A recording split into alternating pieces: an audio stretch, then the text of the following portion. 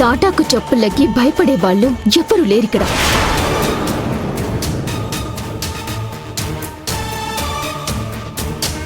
నా భర్త నుంచి నన్ను విడదీయాలని నువ్వు ప్లాన్ చేసినప్పుడే మీ పెద్దరికం పోయింది, మీ మీద ఉండే గౌరవము పోయింది.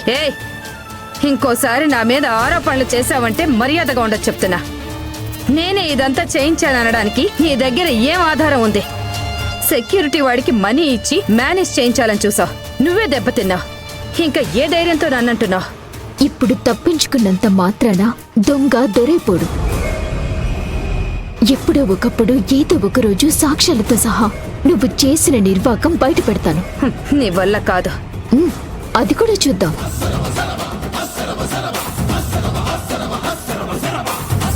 చూడండి బాబు, మీకు కూడా చెప్తున్నాను, ఇదంతా ఈ నీలాంబరి ఆడించిన డ్రామా.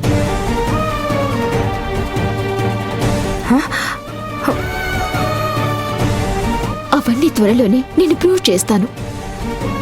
వీళ్ళ చెప్పుడు మాటలు విని మీరు మోసపోవద్దు. మోసాలు మూఢనమ్మకాలు అని ఏదేదో మాట్లాడతావేంటి? నీ మెళ్ళో 3 ముళ్ళు ఉంటే నా కొడుకు ప్రాణాలకు ప్రమాదం అని చెప్తే నీ బుర్రకెక్కట్లేదా?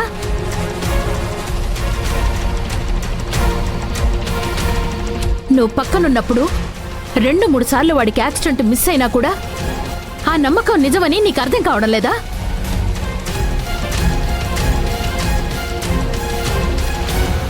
నీ మూర్ఖత్వం కోసం నా కొడుకు ప్రాణాల్ని పణంగా పెడతావా? నా భర్త ప్రాణాలకి నేను కాపలా.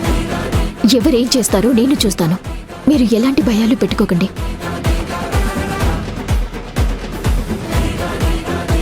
నువ్వు దైవానికే ఎదురు తిరుగుతున్నావు. నేనేమీ దైవానికి ఎదురు తిరగటం లేదు. ఆ దేవుణ్ణి అడ్డం పెట్టుకొని ఈవిడ గారు నాటకాలాడుతున్నారు.